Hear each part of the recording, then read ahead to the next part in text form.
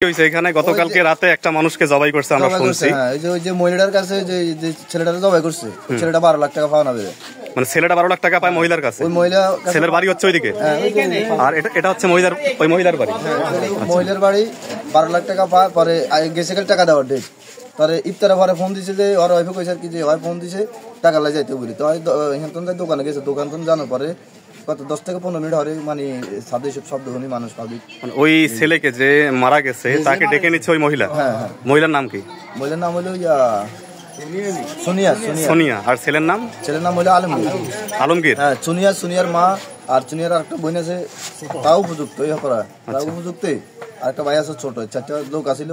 যে সময় মনে করেন সোনিয়া নিচে নামছে, ওই সময় সোনিয়ার সব হাত পায়ে সব রক্ত।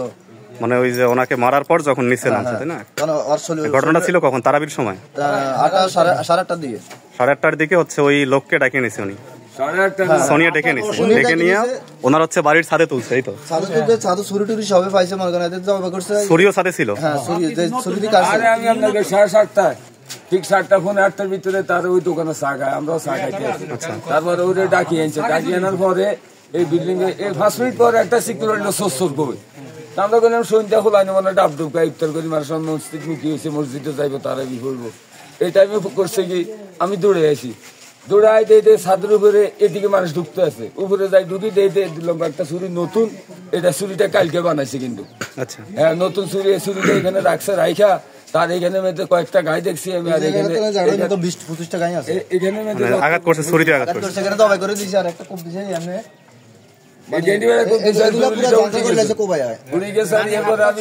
তোরা চুরি মোবাইল আছে কেউ ধরিস না। হেডকোয়ার্টার ফোন দিয়েছে, রে দইছে দিয়েছি দড়ি বলতে আছে জানো কই থেকে। আমি সারাস্তি থেকে ফোন দিয়েছি অমুক জায়গা, কয়ে আপনি একটা কাজ করেন না, পুলিশের সহযোগিতা করবেন। আমি ওসি কথা কইতেছি ভালো, ওসি সাহেব কইলো যে এই ব্যাপার আমরা আসতে আসছি। আচ্ছা আপনারা আসেন, আমরা আসি এনে আসার পরে যাই দেখলাম আমি সাথে মেয়েটার গাছ মধ্যে রক্ত, মেয়েটার গায়ে রক্ত। হ্যাঁ, রক্ত। ঘটনা হচ্ছে আপনারা যেটা বলতে চাচ্ছেন যে মহিলা সোনিয়া, যে মহিলাটা, তিনি হচ্ছে বাইরে থেকে লোক নিয়ে আসছে আলমগীরকে মারার জন্য। আর যারা মারছে তাদেরকে কি আপনারা দেখছিলেন? না, আমরা দেখি না, তাদেরকে দেখার সুযোগ হয়নি। আমরা দুটো লোক আছে ওই বিল্ডিং এর ছাদ ভাই নামি গেছে, আর ওই ছাদে দিয়ে পুলিশটি ছাদে আমরা দেখছি ওই ছাদ থেকে যে নামছে কয়েকটা গাছে কিন্তু আমরা রক্ত পাইছি, রক্ত দেখছি। হয়তো ছাদ থেকে যে নামছে ওই গাছ বেয়ে নামছে, সেখানে বেশ কয়েকটা গাছে মানুষ মসজিদ মুখী সবাই নামাজ দিছে ওই টাইম। আচ্ছা আচ্ছা, এই টাইমে ধরার কোনো লোক ছিল না। এরপরে দুইটা লোক ওখানে আসলে সন্ধ্যা মিলে আমরা ওখানে ফাঁসাফাঁসি করছি। এরপরে 8-10টা লোক আছে, আই দুইটা লোক এখান থেকে ছেড়ে নিয়ে গেছে।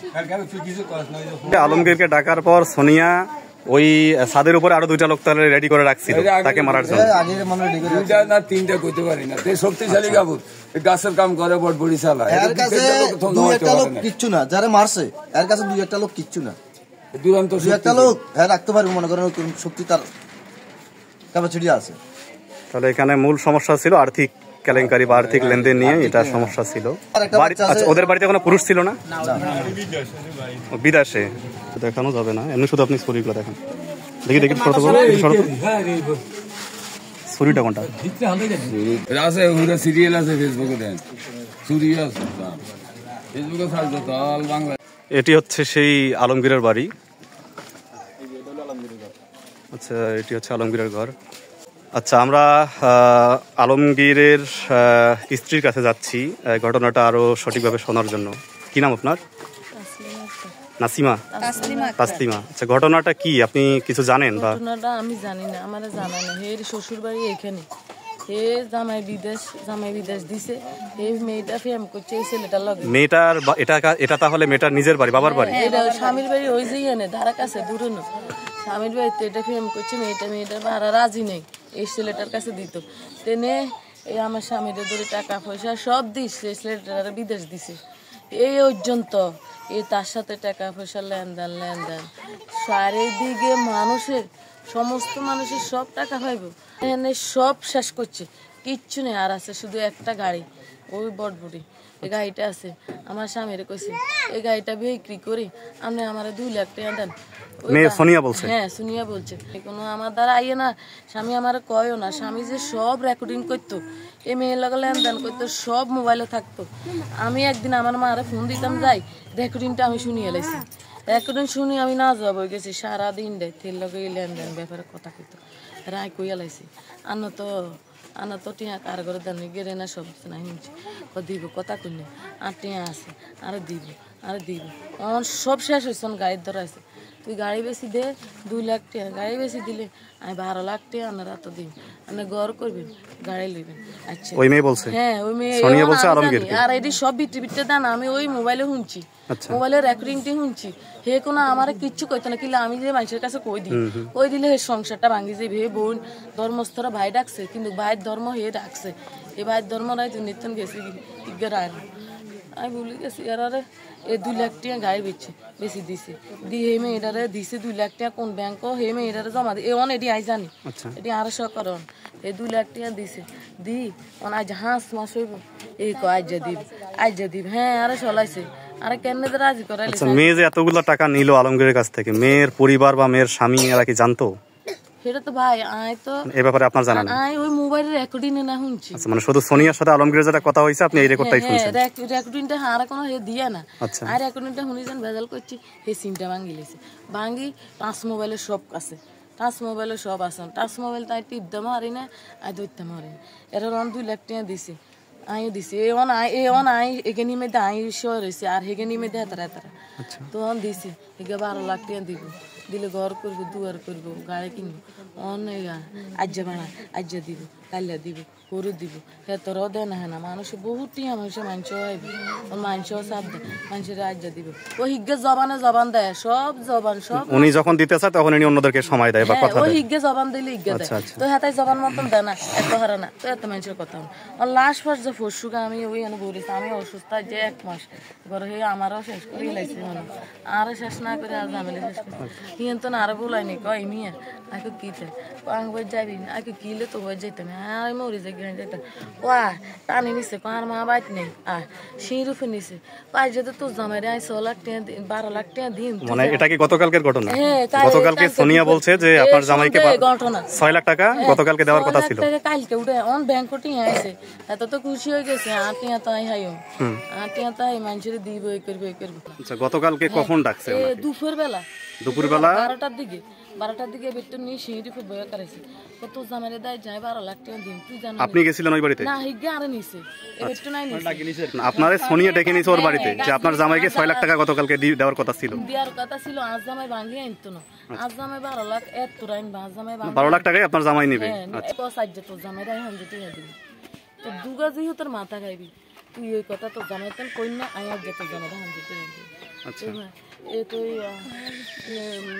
এটা ছিল দুপুরের ঘটনা 12টার দিকের ঘটনা এই 12টার বাজে যাইবো যাই আর 6 লাখ উঠে এনবো তো 12 লাখ সন্ধ্যাবেলা 12 লাখ টাকা সন্ধ্যাবেলা আলমগীরকে দেওয়ার কথা ছিল ইফতারের সময় আজাদ দিছে দোয়ান্তনি ইফতারি আনছে উনি যেহেতু লই আইসো খাইছি খাই এনে বই ওই গেল কত শতানি করছে আর ওষুধ নাই কত ওলাই ওষুধ লাগবে নিয়ে আইকে লাগবে কত হাতন তো টিয়া আই কত টিয়া না থাকা লাগতো এটা কই টুটুরাই হিন্দি গেছি এটা কই টুটুরাই হিন্দি যায় হ্যাঁ দাই মনে 20টা মিনিট হয় না ইফতারের পরের ঘটনা ইফতারের পর এসার আজানের লগে এসার লগে মনে হয় তারাবির নামাজের সময় তারাবি যাইতে আছে কেউ যা না কিন্তু দোয়ান ফাটেটি খোলা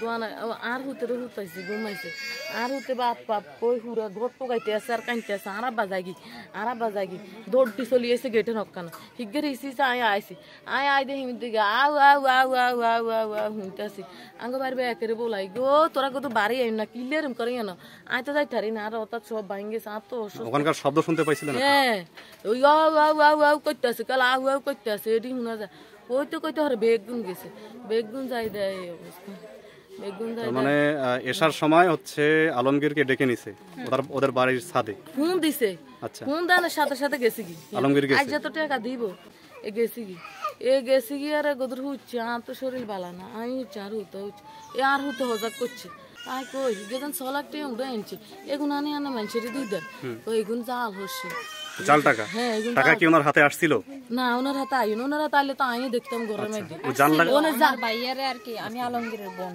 আলমগীর আমার ভাই আমার ভাইয়ের টাকার জন্য যখন ডাইকে নিয়ে গেছে তখন টাকা দিয়েছে 6 লাখ টাকা দিয়েছে। 6 লাখ টাকা 6 লাখ দেওয়ার টাকা কি আলমগীরের হাতে দিছে? হ্যাঁ, হাতে দিছে। হাতে দেওয়ার পরে দিয়ে ও দেখছে যে টাকাটা জাল। যখন জাল টাকা তখন ও টাকা নেয় নাই। ও বলছে যে না টাকাটা জাল, আমি জাল টাকা নিব না।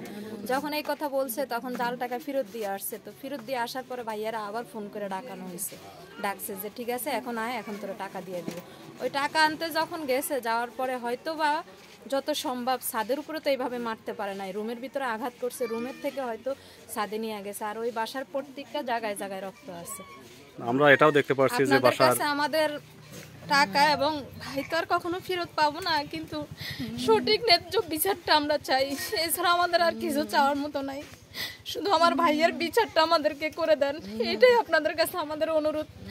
এছাড়া আর কিছু নাই। আলম আপনার হচ্ছে বাচ্চা কাচ্চা কয়টা?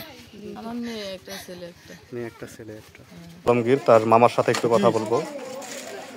কাকা, আমরা শুনতে পারছি যে ওই মহিলার সাথে একটা আর্থিক লেনদেন ছিল বা আর্থিক দেনা পাওনা ছিল আলমগীরের সাথে। 12 লাখ 1 লাখ ন 12 লাখ টাকা আলমগীর পাইতো ওই মহিলার কাছে। টাকাটা ওই মহিলার কাছে পাইতেছে কেমনে, কিভাবে?